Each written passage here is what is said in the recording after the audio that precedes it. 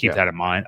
Hey, shout out Side of Spirit. He onboarded someone this week and directed them straight to us. Keep it up. We appreciate that, man. Thanks. Thank you. And yeah, good on you for helping somebody else get into real DeFi. And, you know, like we talked about with Frank Molina last week, onboarding people, you know, personally is one thing. And then there's also, like, we were talking about how that big advertising conversation, and really word of mouth and people just talking about their own experiences and stuff is the best advertising. So him just like watching our content or other people, you know, that you want to direct him to, I think is probably the best thing. So shout out.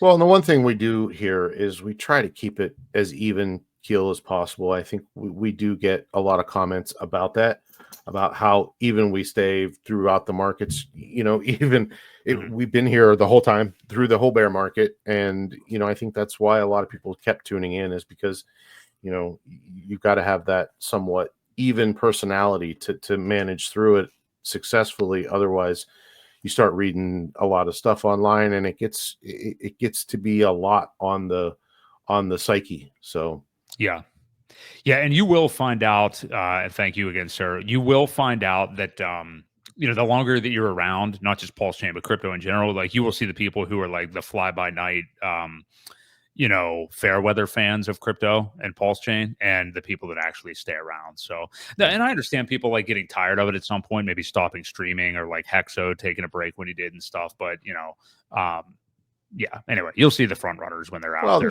there's a pretty difference. There's a difference between us doing it once a week and someone doing it every daily. single day, right? I mean, you run out of things to talk to. It gets kind of old. You're just kind of clicking in just for the views and the comments. Otherwise, you know, we could sit here and read through every single comment and interact with the you know, our followers and things like that. But, you know, what are the idea is to learn something a little bit and try and give news that maybe they're not finding somewhere else.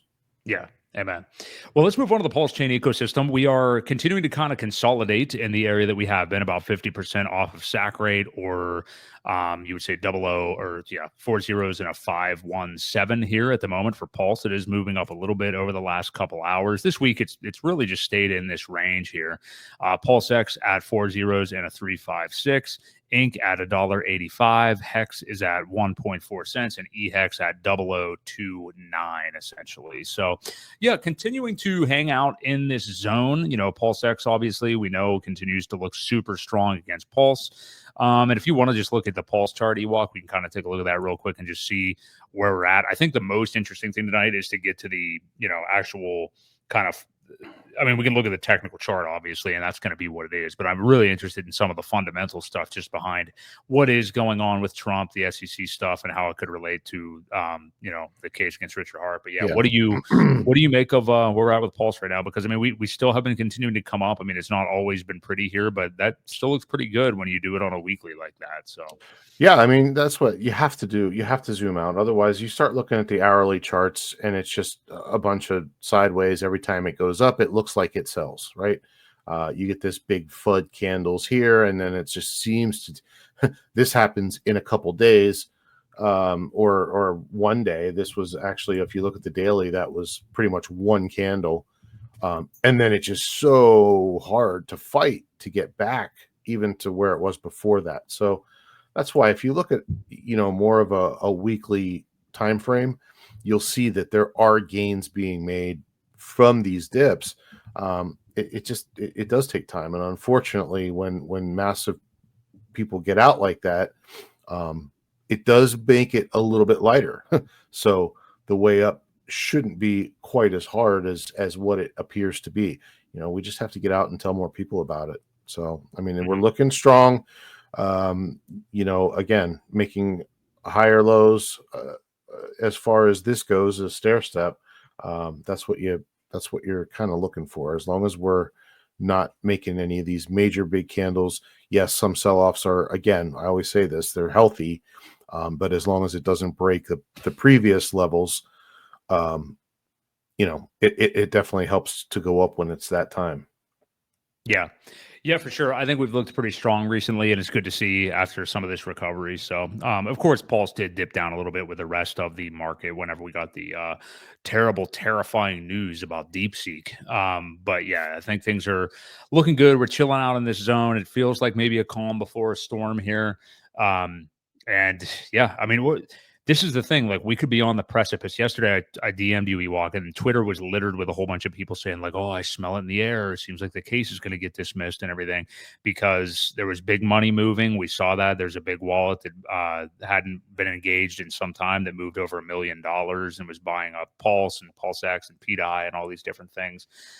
And we've seen that, for a while. And it could seem that news is imminent. But as we're going to get to here in a moment, I don't know that anybody has any news that the actual judgment is about to come out. I think it's just that with this taking this long, it's likely good news, at this point, which is what we're going to cover. So, you want to read your super chat there? Wow. Yeah, DJ and Moonboy, yeah, for Jake putting in the heart. Oh, look at that! Shout out, Take a Break with Jake. He is the producer in the background. We got a $20 super chat from DJ Moonboy for Jake putting in the hard work.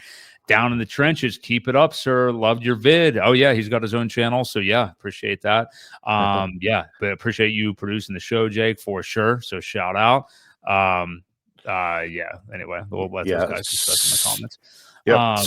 So yeah, I mean, you get a lot of people sensing something, and I know Nuclear Herbs has always said, on average, you get a response in about 90 days. Well, this is a little bit different of a scenario, I think, because of the administration change, because of the changing of the guard at the SEC. Now they're talking about, throwing a lot of this stuff out. Like, let's get rid of it. Let's start from scratch. Let's define what we're actually doing here. Let's define what we're looking for. And that way, this isn't a rule by enforcement, more of a, when there's issues, we need to bring them up and address them quickly. They have more time, they have more resources to do that. People, saying I have inside information that this is going to happen on this day. Well, they don't really. I mean, unless Auntie Carol is really their auntie, they don't know. And I doubt she's probably told them. You don't think she's Naga Bo's aunt? I don't think so. He's back. I don't know if he was gone. Something or what, tells me they're not related. Yeah, I don't know. Maybe not. Anyway, just a thought. Distant cousins, maybe.